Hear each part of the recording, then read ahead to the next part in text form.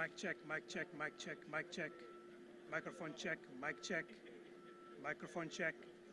Mic check, mic check.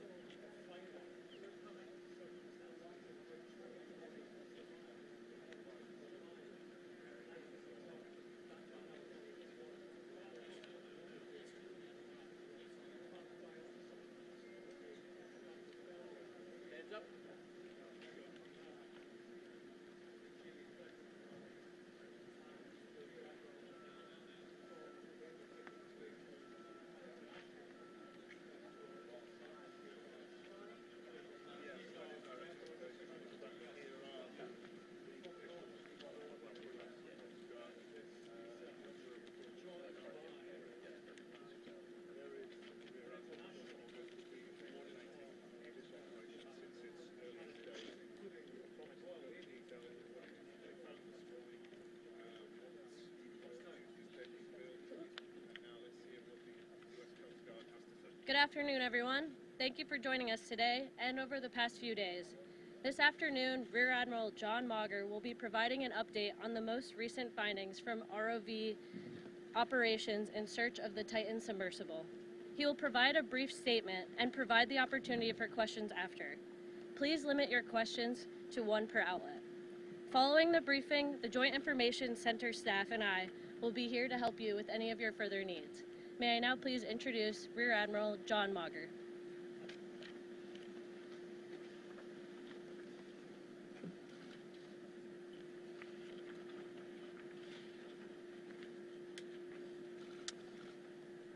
This morning, an ROV, or remote operated vehicle, from the vessel Horizon Arctic discovered the tail cone of the Titan submersible approximately 1,600 feet from the bow of the Titanic on the seafloor. The ROV subsequently found additional debris. In consultation with experts from within the Unified Command, the debris is consistent with the catastrophic loss of the pressure chamber. Upon this determination, we immediately notified the families. On behalf of the United States Coast Guard and the entire Unified Command, I offer my deepest condolences to the families. I can only imagine what this has been like for them, and I hope that this discovery provides some solace during this difficult time.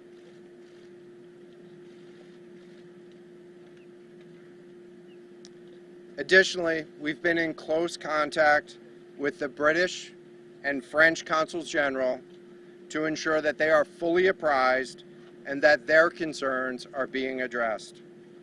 The outpouring of support in this highly complex search operation has been robust and immensely appreciated.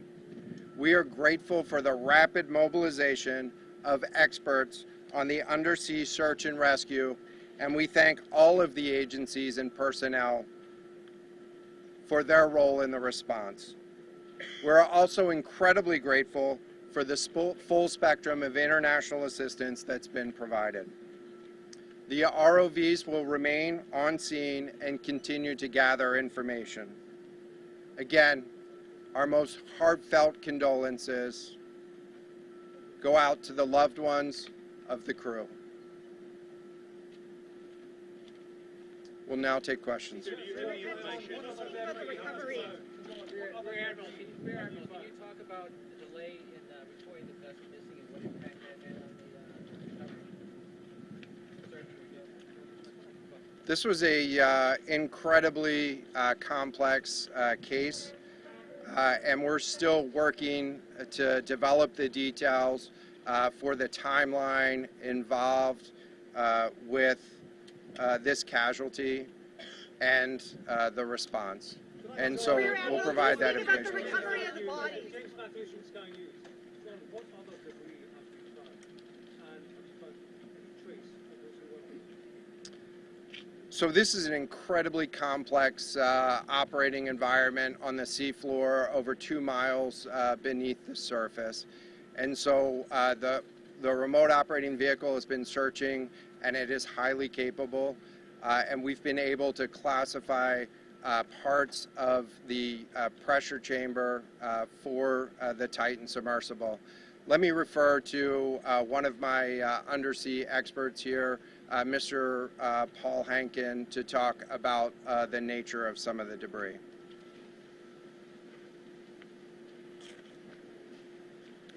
Thank you, Admiral. So essentially, we found 5 different major pieces of debris that told us that it was the remains of the Titan. The initial thing we found was the nose cone, which was outside of the pressure hull. We then found a large debris field. Within that large debris field, we found the front end bell of the pressure hull.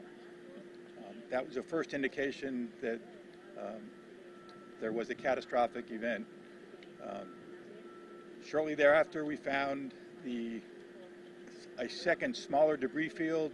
Within that debris field, we found the other end of the pressure hull, the aft end bell, which was basically comprised of the totality of that pressure vessel.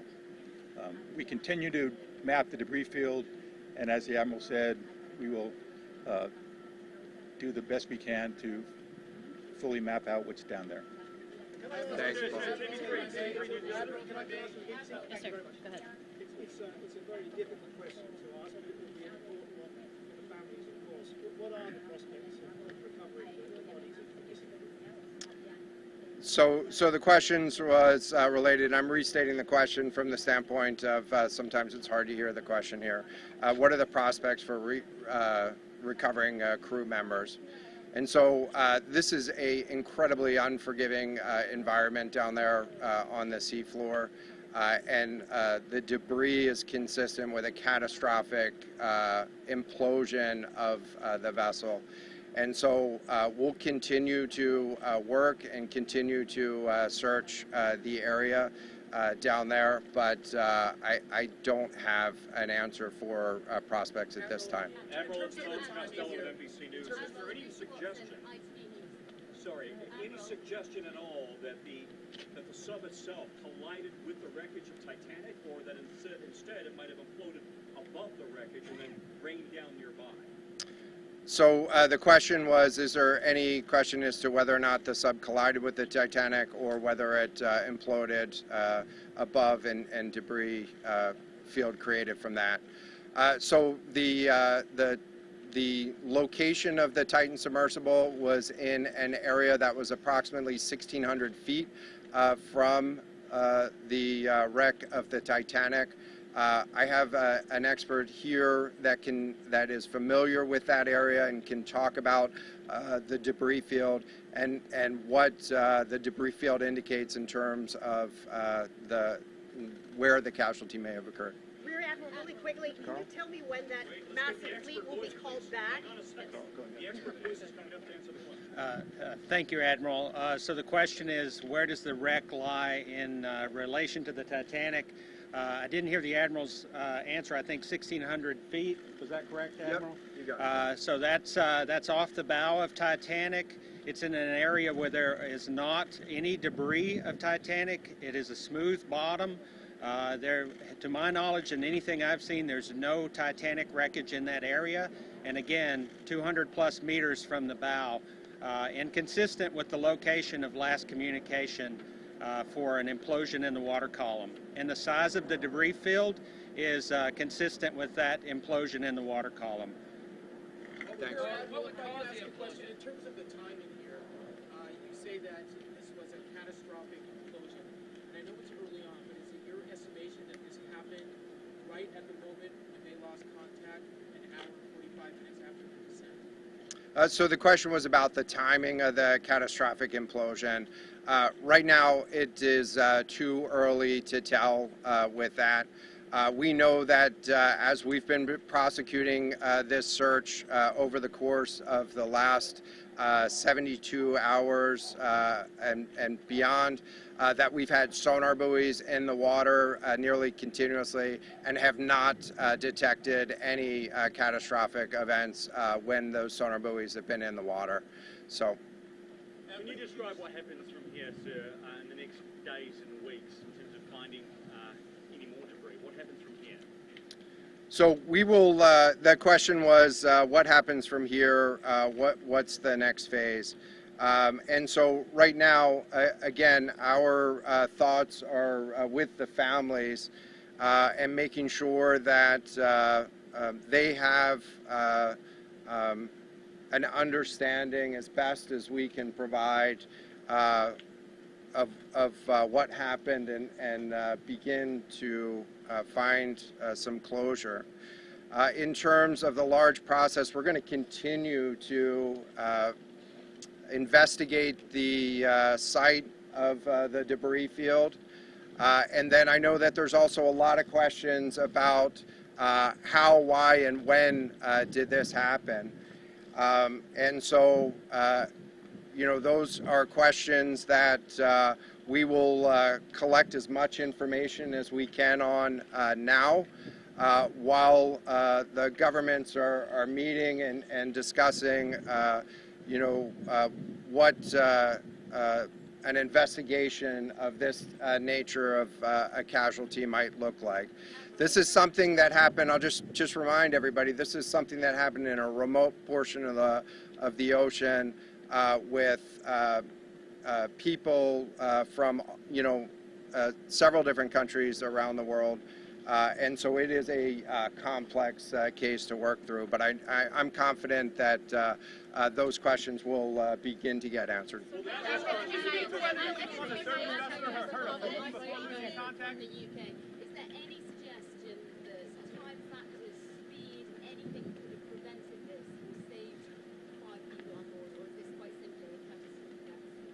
The question was there any suggestion that time factors may have played a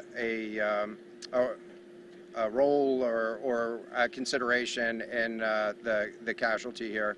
And so the debris field is consistent with a catastrophic implosion of the vessel. Again, while we were prosecuting the search, we had listening devices in the water throughout and did not hear any signs of catastrophic failure from those. And so we're going to continue to investigate, or we're going to continue to document the information there and understand, based on all the information we have, the timeline.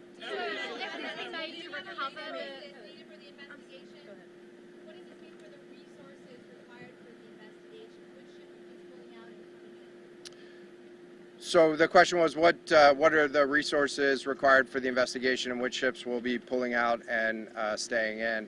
And so it's too early for me to talk about an investigation. That's a decision that's going to be taken outside of the search and efforts that I was leading.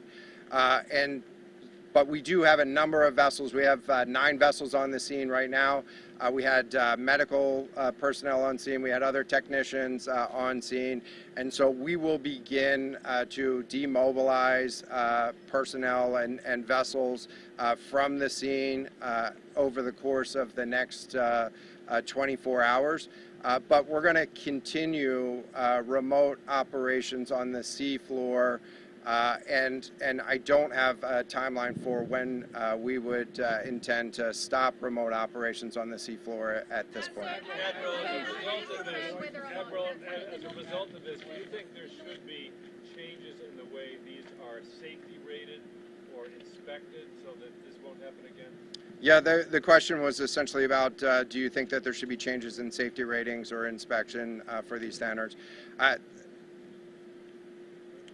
I know that there's a lot of questions about why, how, when this happened, and the members of the Unified Command, have those questions too, as professionals and experts that work in this environment. And this is an incredibly difficult and dangerous environment to work in out there.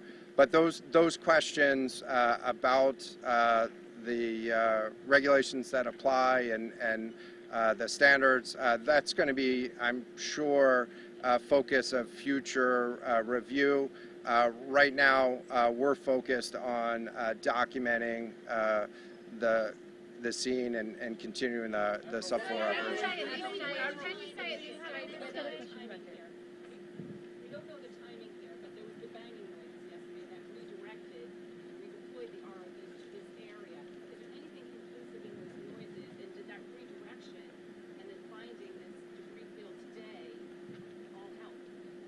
So throughout the search efforts, we reacted to the information that we had available to us, and while we continued to send it off for deeper analysis. Again, really complex operating environment for us to work in.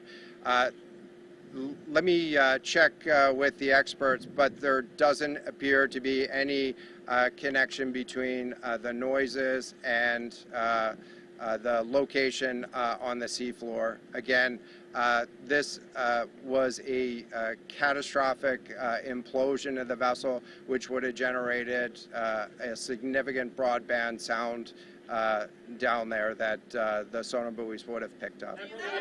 This will be the last question.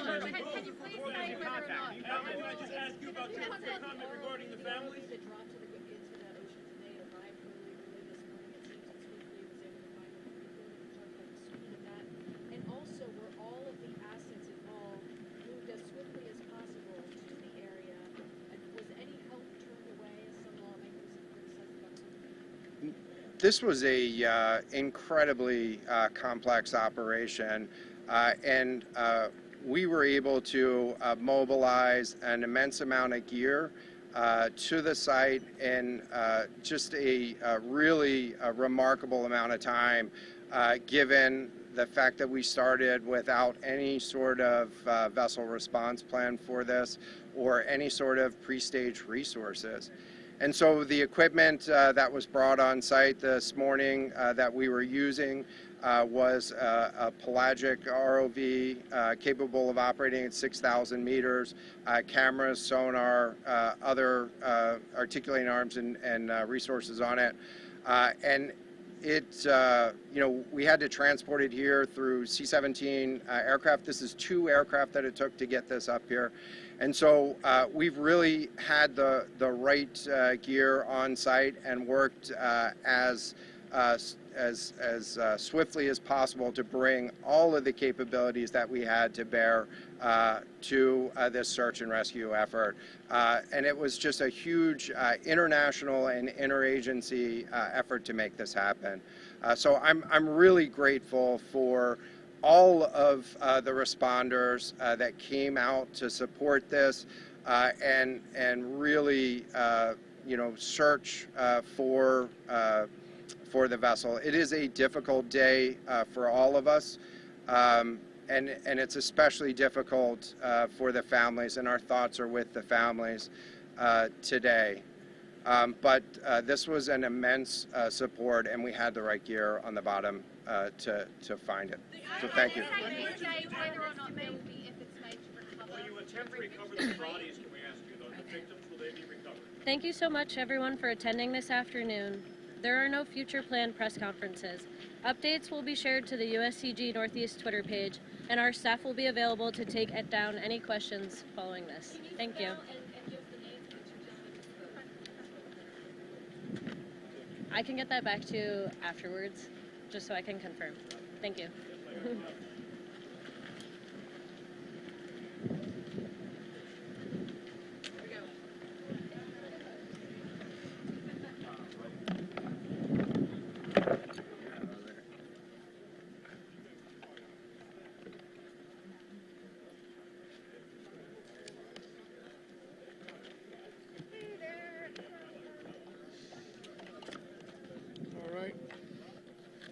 thank you one and all.